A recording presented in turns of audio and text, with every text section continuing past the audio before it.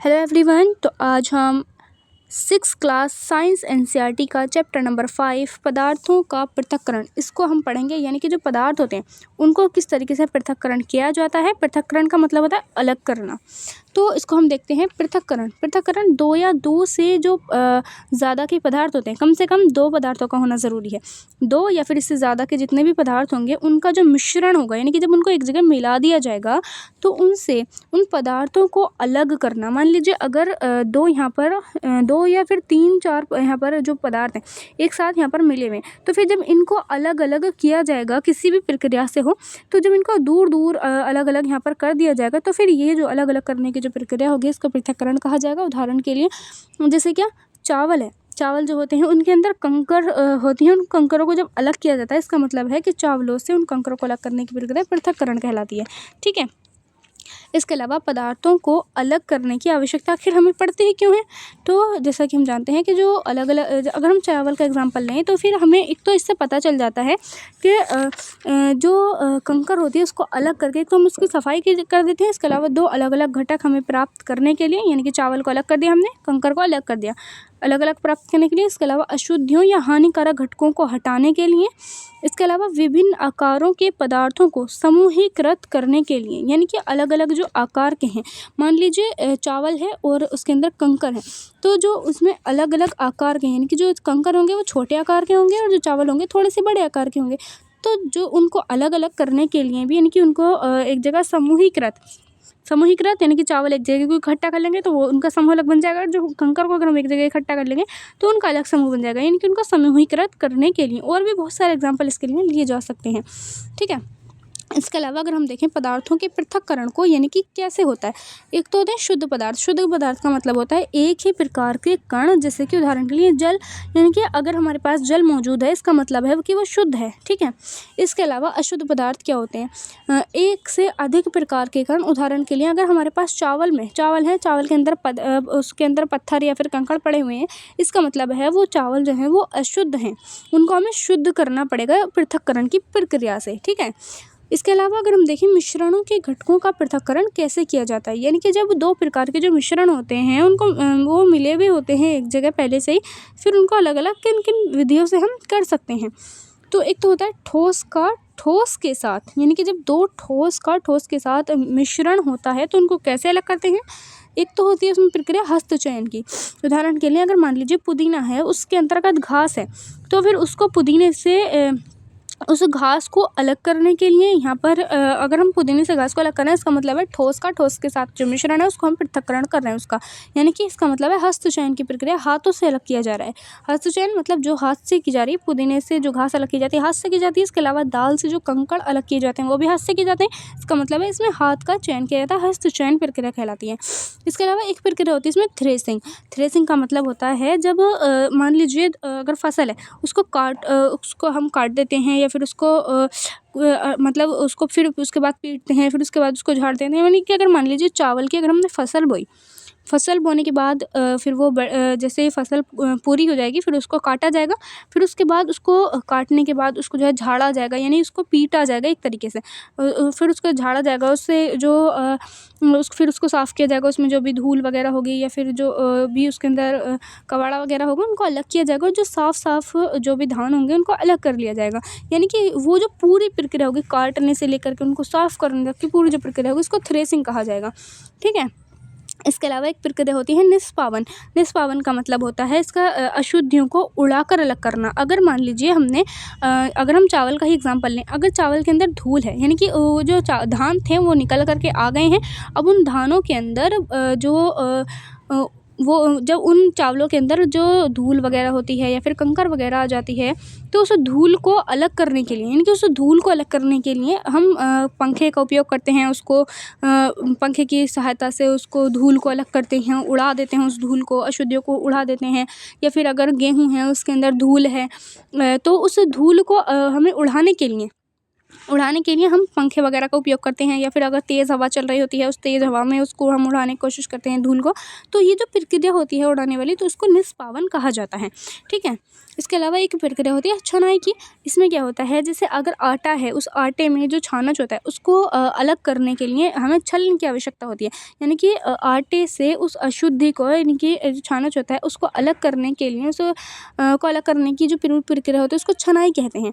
एक प्रक्रिया होती है इसके अलावा ऊर्ध्वपातन। ऊर्ध्वपातन का मतलब क्या होता है कि इसमें ठोस पदार्थ गर्म करने पर सीधे गैसीय अवस्था में परिवर्तित हो जाते हैं। तो ये जो प्रक्रिया होती है वो ऊर्ध्वपातन कहलाती है, यानी ऊपर की ओर। ऊर्ध्वपातन यानी ऊपर की ओर चली जाती है। जैसे कि जो कुनैन की गोलियां होती हैं, उनको अगर हम ऐसे ही खुली हवा में छोड़ दें, यानी कि अगर हम उसको ऐसे हवा में छोड़ दें, तो फिर क्या होगा कि वो धीरे धीरे जैसे जैसे उसका तापमान जो है वो उसके ऊपर तापमान जो है बढ़ता जाएगा। या फिर अगर हम उसको गर्म करें, तो गर्म करने पर ना ही तो वो तरल अवस्था में जाएगी, ना ही कुछ में जाएगी, बस सीधा सीधा क्या होगी, वो हवा में जो है वो गैसीय अवस्था में परिवर्तित हो जाएगी।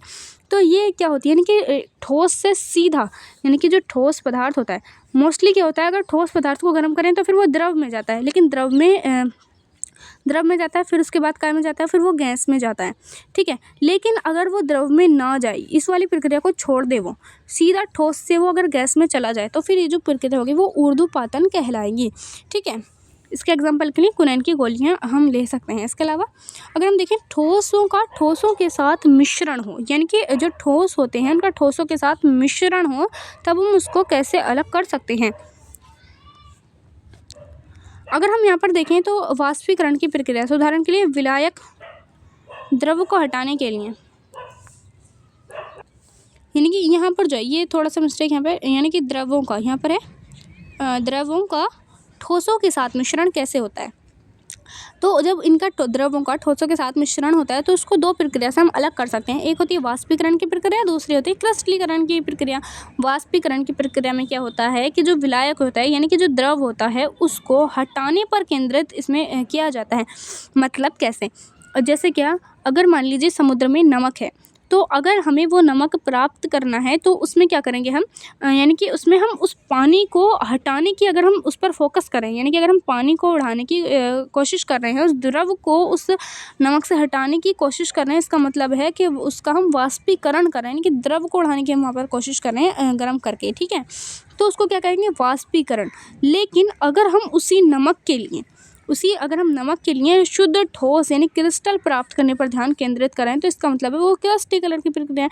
मतलब कैसे, अगर मान लीजिए हमें जो है कोई समुद्र है, या फिर कोई हमने ऐसा खारा पानी वहाँ से लिया, समुद्र से खारा पानी जिसके अंदर नमक मौजूद है, हमने उसको लिया, उसको अगर हम जो है वो अगर हम उसको गर्म कर रहे हैं, या फिर उस समुद्र के पानी को अगर वहाँ से पानी को अगर हम उड़ाने की कोशिश करें, इसका मतलब है पानी को उड़ाने की कोशिश करें, इसका मतलब है कि हम वाष्पीकरण पर ध्यान दे रहे हैं, उस वाष्पीकरण की प्रक्रिया हम कर रहे हैं। ठीक है।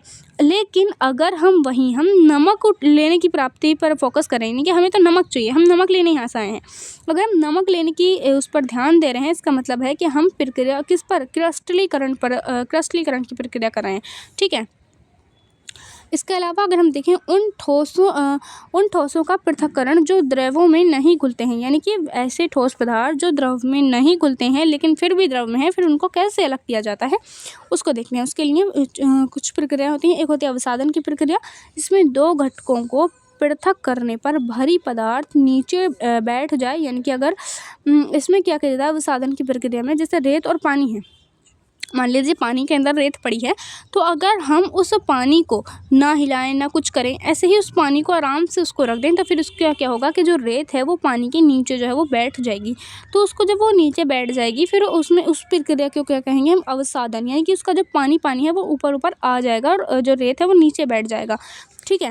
तो ये जो प्रक्रिया होगी वो अवसादन कहलाएगी। इसके अलावा निथारना किसे कहते हैं, इसमें क्या होता है कि दो घटकों का पृथक्करण जो आपस में नहीं मिलते हैं, यानी कि अगर मान लीजिए जल और तेल को मिला दिया गया, यानी कि अगर एक बर्तन में जल भी डाल दिया, पानी भी डाल दिया, फिर उन जल और पानी को अलग करने के लिए, क्योंकि जो जल और तेल को अलग करने के लिए अगर तेल जो है, तेल अगर पानी के ऊपर ऊपर आ जाता है, पानी के ऊपर ही रहता है, तो उस तेल को जब हम अलग करने की प्रक्रिया शुरू करते हैं तो उसको निथारना कहते हैं। ठीक है। इसके अलावा एक प्रक्रिया होती है निस्पंदन। निस्पंदन में क्या होता है कि फ़िल्टर पेपर या फिर जो छलनी होती है, यानी कि छलनी होती है, उसके द्वारा ठोस को द्रव से अलग करना। जैसे कि अगर चाय है, चाय में चाय पत्ती होती है, तो उस चाय से उस चाय पत्ती को अलग करना छलनी के द्वारा, वो क्या कहलाता है? वो कहलाता है निस्पंदन। ठीक है। इसके अलावा और कौन सी प्रक्रिया आपको निस्पंदन का कौन सा उदाहरण आपके दिमाग में आता है, वो आपने कमेंट बॉक्स में ज़रूर बताना है। ठीक है। इसके अलावा एक प्रक्रिया होती है संघनन। संघनन में क्या होता है कि पदार्थ का गैसीय अवस्था से, यानी कि अगर कोई भी पदार्थ है उसका गैसीय अवस्था से द्रव अवस्था में परिवर्तित होना। जैसे कि अगर मान लीजिए कोई भी आपके पास ठंडा ग्लास, यानी कि अगर आपने कोई ठंडा ग्लास ले रखा है, उसमें पानी ठंडा है, उसके बाहर क्या देखेंगे आप कि थोड़ी देर बाद ही उसके बाहर ना पानी की बूंदें जो हैं वो आना शुरू हो जाएंगी, यानी उसके बाहर अंदर से। ठीक है। तो ये क्या होगा? इसको संघनन की प्रक्रिया कहा जाएगा। इसके अलावा अगर हम देखें कि जो पानी में पदार्थ की मात्रा को घोलना, यानी कि अगर हम पानी के अंदर किसी भी पदार्थ को अगर घोलते हैं, पदार्थ की मात्रा को घोलते हैं, तो फिर उससे दो प्रकार के विलयन हमें देखने को मिलते हैं। एक ऐसे विलयन जिसमें एक होते हैं संतृप्त विलयन, दूसरे होते हैं असंतृप्त विलयन। संतृप्त विलयन में क्या होता है? अगर हम किसी भी पदार्थ को पानी के अंदर घोल देते हैं तो फिर वो घुल जाता है, उसमें फिर और डालते हैं, फिर घुल जाता है। एग्जाम्पल के लिए अगर हम चीनी का एग्जाम्पल लें, तो इसमें अगर हम पानी में अगर हम चीनी को घोलते हैं तो एक टाइम तक वो घुलती रहेगी, लेकिन एक टाइम ऐसा आएगा कि वो घुलना उसमें बंद हो जाएगी। तो जब चीनी उस पानी के अंदर वो चीनी घुलना बंद हो जाए, यानी कि हम इतनी ज़्यादा उसमें चीनी डाल दें कि वो एक बार घुलना वो बंद हो जाए, यानी कि वो घुल जाए, यानी कि जितना विलयन उसमें घुल गया है और उसके ज़्यादा वो उससे ज़्यादा वो चीनी उसमें नहीं घोल सकता, तो फिर हम उसको कहेंगे कि वो संतृप्त विलयन है। ठीक है। लेकिन अगर हम उसी पानी के अंदर, उसी द्रव के अंदर अगर हम और ज़्यादा चीनी डाल दें कि वो उसमें घुल ही नहीं रही है और उसमें इतनी ज़्यादा उसमें चीनी डाल दें, फिर हम उसको ज़बरदस्ती घोलने के लिए उसको हम गर्म करें और गर्म करके फिर हम उसको घोल दें, तो फिर वो कहलाता है असंतृप्त विलयन। यानी कि जो आसानी से जो भी अगर वो चीनी आसानी से घुल जाती है तो फिर जहाँ तक आसानी से घुल जाती है वो संतृप्त विलयन। जैसे ही वो उसको घुलना बंद हो जाए और उसको गर्म कर दें, गर्म करके घुलना पड़े, तो वह असंतृप्त विलयन कहलाती है। ठीक है।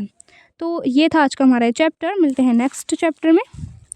तो आपको ये चैप्टर कैसा लगा, समझ आया या फिर नहीं, इसको कमेंट बॉक्स में ज़रूर बताना है आपने। ठीक है। तो ये थी आज की हमारी वीडियो। Thank you.